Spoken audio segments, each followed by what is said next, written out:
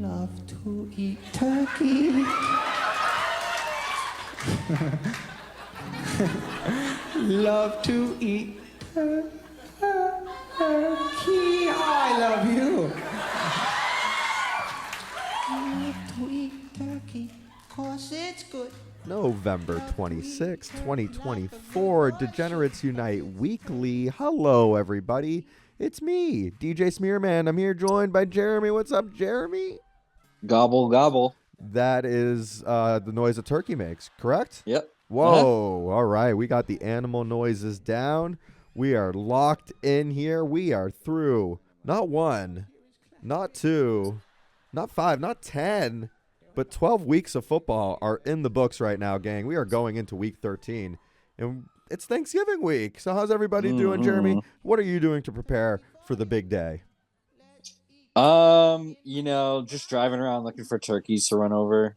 It's usually how we get ours. And then just doing research for the Geller Bowl, our daily Thanksgiving contest. Absolutely. Do you want to actually lead off the show talking about the Geller Bowl and what, the whole thing entails? I'd love to. Yes, it's daily fantasy, same as it's been in years past. Almost all of you listening have competed in it, and almost none of you have won.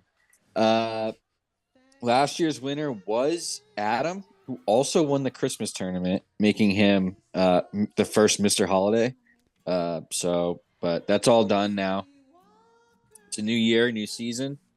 Sent out invites to the messenger. I sent out a personal invite to Nicholas Bratton. There are 8 extra spots, but other than league members, that are open for an invite or a former league member. First come, first serve. And just make sure they Venmo me before Thursday at 12:30 p.m. Yeah, I was really shocked to see that there was a 20-person limit that Yahoo has, because when you think daily fantasy, you think like thousands of people join into like a certain contest and stuff like that. So I was a little shocked to see that they have a 20-person limit, that you just can't make bigger contests. I don't know if that has to do with the money. Maybe you have to be on Yahoo Pro Plus or whatever. That's how they get you. So yeah, that kind of surprised me. But overall, great job putting this together, Jeremy. And I hope to see some lineups in there soon. So when you do log in and all that stuff, when you hit like join contest, that's not enough. You actually have to make a lineup and submit the lineup to be in the contest. So even if you just want to make like a starter lineup that you're going to go back and edit, just put it through just so your name gets added to the list, and then you can tinker with it up until the big day. So I already got mine done. I feel really good about it. I spent every penny of that $200, I will say. Oh, wow. How about that? I will be sending out reminders tomorrow evening, night-ish, to pick a lineup if you've like already paid. But Wednesday morning, you're going to be pretty much on your own until like 11:30, 12, right before the games, because I ain't got time for that. All right. So that'll do it for the week announcements as we jump into the They Them Mayhem.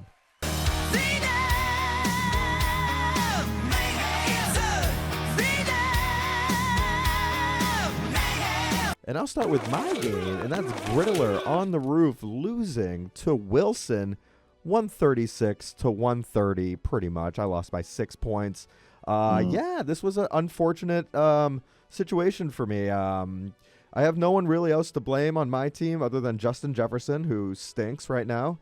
And my kicker and my defense did not come through at all. But shout out to Josh Jacobs. Baker Mayfield did okay. Cortland Sutton. I want to call him Carlos Sutton. What's that all about? Why do I want to call him Carlos? I can't answer that for you. We got George Kittle did great. And, 130 points will usually get you a win. But that's not when you're playing Wilson, who just shows up. He puts up, like, just enough points to beat his competitor, it seems. You're not going to see him in the DUWSVU case of the week.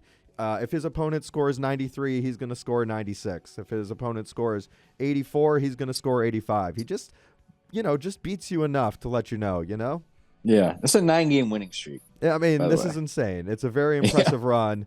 And he's come a long way from when we the beginning of the season. So Yeah. Jalen Waddle, for example, has not put up double digits all year since week 1. I think he put up like 12 or something. And then week 12, he decides to put up 24 points. TJ Hawkinson got 15. And then AJ Brown was the guy who actually killed me on Sunday Night Football. He got the 19 points to put him over. But really, Will Lutz and Houston D combined for 40. And compared to my kicker defense, it was a wash. So that's where a lot of the beatdown came down. So congratulations to Ben. First place. Very impressive. Yeah, and he's got 2 every week. I know, obviously, you had some players on bye as well, Sure. Bijan. But, he did do that without Garrett Wilson and Chase Brown, who are like 2 every week starters. So just makes it all the more impressive. Yeah, man. Yeah. Nobody has the answer. We're trying to find the answer to beat Ben's. We're still searching. All right. Next, we'll have my matchup. That's Jason, second half mayhem, beating me. I'm just dead. I'm dust. So this one stung a little bit just because I completely flubbed my lineup on Thursday night and forgot to take Jerome Ford out. Yikes. So that kind of fucked me. It was about an 18-point difference, I think, between him and Bucky Irving, or it looks like about 20 points. So would have won this one easily had I did that. But it's one of the things that makes it hard when your team stinks so bad is just like remembering being engaged. This stuff. Yeah. So now I get it. But yeah, that being said, another thing that stung was not that he did any good, but Jason did pick up my quarterback, Anthony Richardson, who I drafted. And then that's who he beat me with. Just kind of hurts a little bit. But really for him, it was Aaron Jones and Pollard doing all the heavy lifting, scoring about 40 points between the two of them. And really nothing else to speak of. On my team, Akane, then that's about it, and Smith and Jigba. But everything else single digits, nothing exciting. You can watch like hours of football and not even hear one of my players get their name called until they get like sacked. All right, moving on, we have Marked for Death beating Tyreek 40-yard dash cam with a whopping score of 89-68. Real couple killers we got here. T-Mac barely beating his projection. He was projected 88.27. He got 89 here. So real couple killers here. And let's start with T-Mac's team. Jaden Daniels, 2 passing touchdowns. And I thought he got a rushing touchdown, but maybe it's not showing up over here. But he got 32 points. He got pretty much most of the points that he needed to win. Quentin Johnson got 0. I didn't watch the game, but I know he had a bunch of drops. Chuba Hubbard found the end zone. Andy got the 2-point conversion, but he only finished with 14 points, so he didn't have as great of a running game as I think a lot of people were hoping. Mark Andrews got a touchdown, and then Rachaad White did okay. And then San Francisco got -2 points. 89 points, not bad for T-Mac, but enough to beat Ian, who didn't really get much of anything. A lot of single digits here. All the people with single digits: Zay Flowers, George Pickens, Cam Akers. Mustard didn't have a point. Goddard, Tyreek Hill, a lot of single digits to get you 68 points. That's it. I can't talk about this guy anymore. Moving on. Join the Geller Bowl. All right. Next, we have Stoffy. This is fine beating Evan. More DJ, less bitchin'. Stoffy putting up good points, 125. He's got that wild card spot right now. He's got Nick Chubb, who had 2 touchdowns in the Thursday night Snow Bowl, and as well as just pretty decent numbers from Kupp, Lamb, Montgomery. He's got a pretty good team, which is why he's able to put up score like 125 without someone having to go like bananas. And then on to Evan's team. Is riding the Bo Nix train, got him 20 points. Good for him. And then really just his namesake, DJ Moore, putting up 23. That's really all there is to speak of there. Christian Watson with a 0.4. And really no one else hitting close to their projections. Jonathan Taylor with 3.5. I mean, they got down early, so they weren't really running the ball, but 91 points, not enough to do it. Staffy maintains the wild card spot. All right, next we have McBride of Frankenstein beating Dicker. I barely know her, 150 to 104. Another beatdown here for McBride of Frankenstein. He was flirting with that DUW SVU case of the week. No, But unfortunately for him, Derrick Henry only scored 14 points. Oh, no. So, yeah, Matthew Stafford got 20. Nico Collins got a touchdown and almost 100 yards. Saquon Barkley, obviously the star of the show here, 44 points, 255 yards, 2 touchdowns, 2 runs over around 70 yards.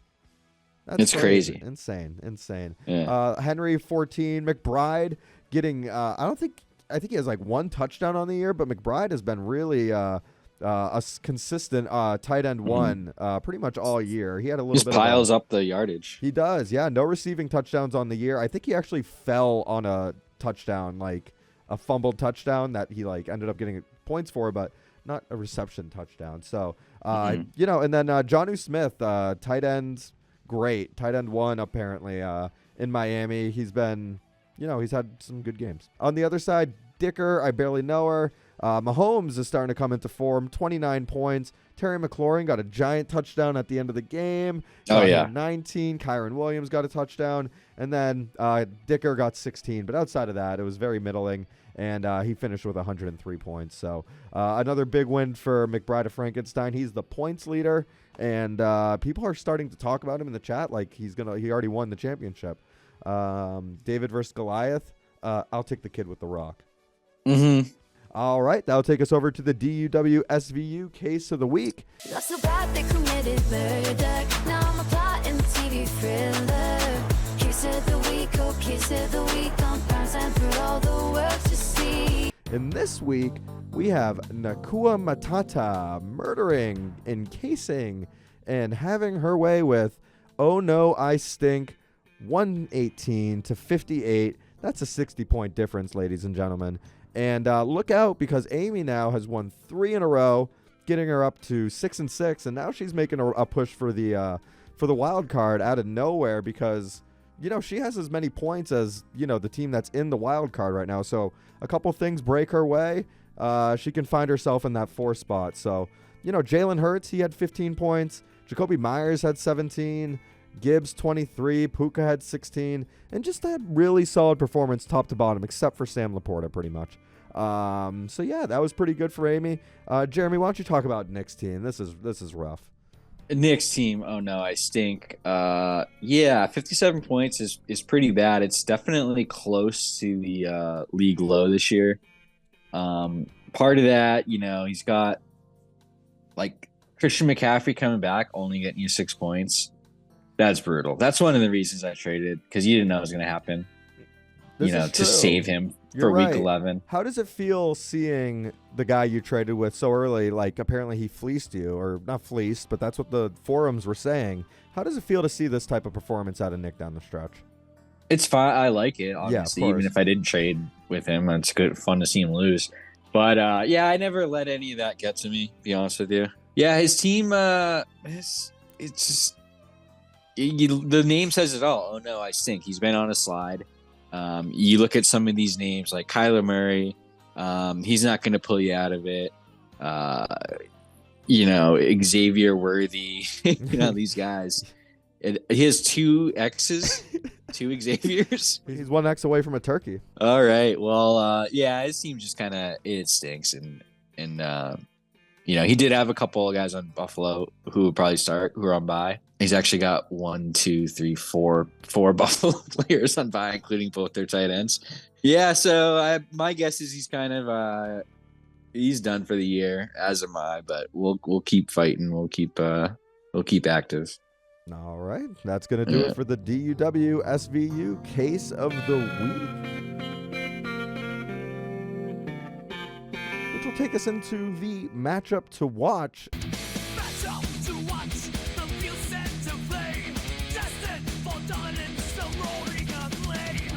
And as I'm looking at the league, I mean... It's a Geller Bowl. It is the Geller Bowl. Obviously, that's what all eyes are going to be on.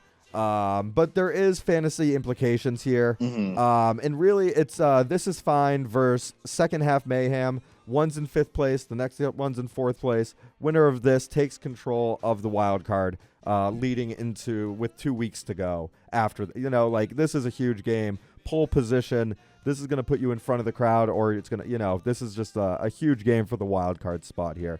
So a lot of the projections are neck and neck. There's no buys on week 13, I realized, which is, I think it's because they front load the 3 games on Thursday that they need to make sure that they have enough, and on Friday all of a sudden, and they need to make sure that they have enough games to fill a full Sunday slate, I guess. So I think that's why they do that. I wholeheartedly agree with everything you just said there, Terry. I appreciate it. So yeah, that's the matchup to watch. There's obviously another couple big games here. There's what I actually want to talk about real quick is the standings. There's obviously the division leaders are, ahead right now, but for that 4 spot, that wild card spot, every team all the way down to 8th place right now has a shot at it. The worst place team is 6-6. But the points are all really close. Just the real bottom 4 teams are pretty much out, but the top 8 are in. So I just wanted to say that to prove that parity is working in the league once we got rid of trading draft picks. So just wanted to get that out there. I wholeheartedly agree with everything you just said there, Terry. All right. So that's going to do it for the matchup to watch, which will take us over to Jeremy's gambling table. Yeah, that's right.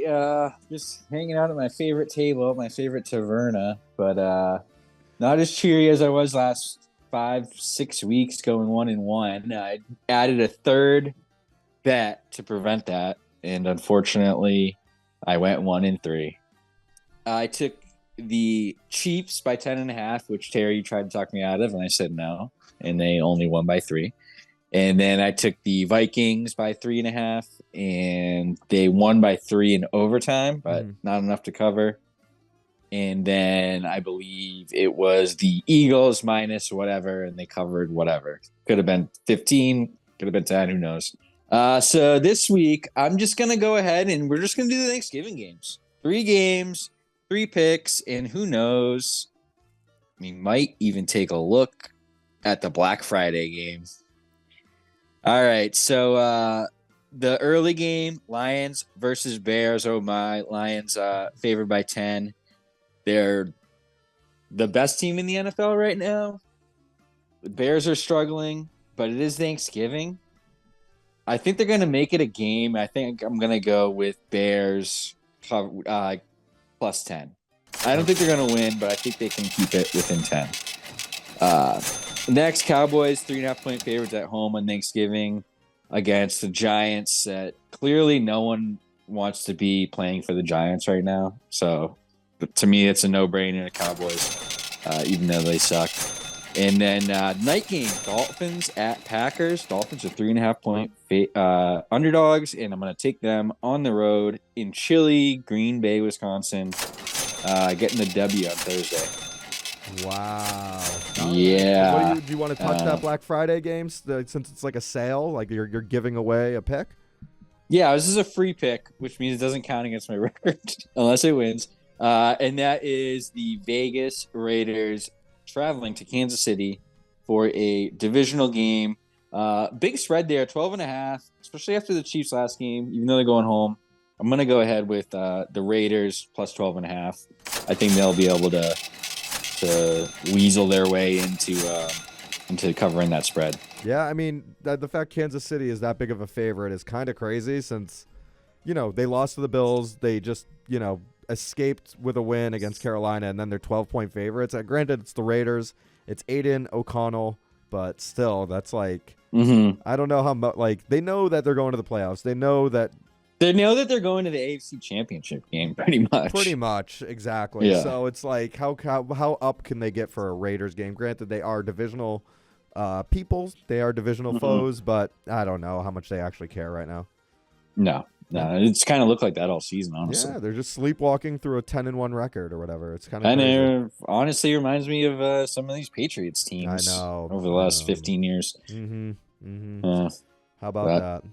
Well, all right, guys. Thank you so much for listening to the episode of Degenerates Unite Weekly. Happy Thanksgiving to all of those people out there. Jeremy, anything you want to say to the people as we sign off? Happy Turkey Day. Yeah, enjoy it.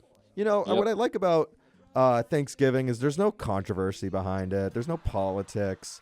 You know, it's about the Indians and the cowboys coming together and, just eating food, putting religion Yeah. aside and politics and just eating And just food. getting along for the rest of time. The Indians are cold, we give them blankets. It's a peace treaty. It's a nice thing that we do. And there's just, it's just nothing wrong with it, Nope, nothing at all.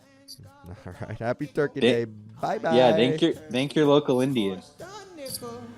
Oh, I love turkey on Thanksgiving. Happy Thanksgiving, everybody.